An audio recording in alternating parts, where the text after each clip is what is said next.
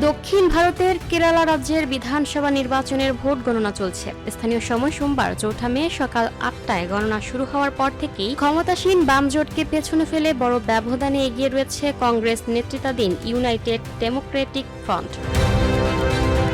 সংবাদ মাধ্যম এনডিটিভির সবশেষ প্রকাশিত তথ্য অনুযায়ী স্থানীয় সময় বেলা ১১টা ৪০ মিনিট পর্যন্ত পাওয়া ফলাফলে দেখা যাচ্ছে বড় ধরনের চমক সৃষ্টি করে নিরঙ্কুশ সংখ্যাগরিষ্ঠতার পথে এগিয়ে যাচ্ছে ইউডিএফ। ১৪০ আসনের এই রাজ্যের বিধানসভায় ইউডিএফ ৮৪টি আসনে এগিয়ে রয়েছে।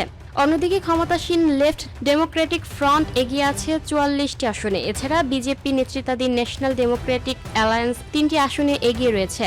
কেরালার ১৪০ সদস্যের বিধানসভায় সংখ্যাগরিষ্ঠতা পেতে হলে যে কোনো দল বা জোটকে ৭১টি আসনে জয়ী হতে হবে। ২০২১ সালে নির্বাচনে রাজ্যে এলডিএফ ৯২ আসন পেয়ে সরকার গঠন করেছিল। অন্যদিকে ইউডিএফ ৪০ আসন জয়লাভ করে বিরোধী দল হয়েছিল।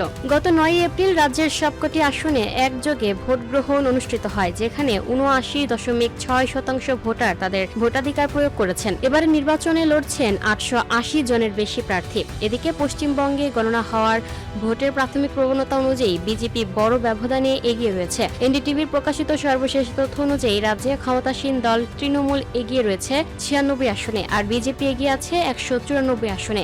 এছাড়া তামিলনাড়ুতে প্রাথমিক ভোট গণনায় বিপুল ভোটে এগিয়ে রয়েছেন দক্ষিণী সুপারস্টার থালাপতি বিজয়ের নেতৃত্বাধীন দল তামিলগা ভেট্টি কাজাগাম। স্থানীয় সময় বেলা ১১:৩০টার দিকে বিজয় টিভিকে এগিয়ে রয়েছে ১১০ আসনে। অন্যদিকে রাজ্যের বর্তমান ক্ষমতাসীন দল ক্ষমতাসীন ডিএমকে ভোট গণনায় এখন পর্যন্ত তৃতীয় স্থানে রয়েছে। দলটি এগিয়ে রয়েছে ৫২ আসনে। এছাড়া এই রাজ্যটিতে দ্বিতীয় অবস্থানে রয়েছে এডিএমকে জোট, তারা ৭১ আসনে এগিয়ে রয়েছে।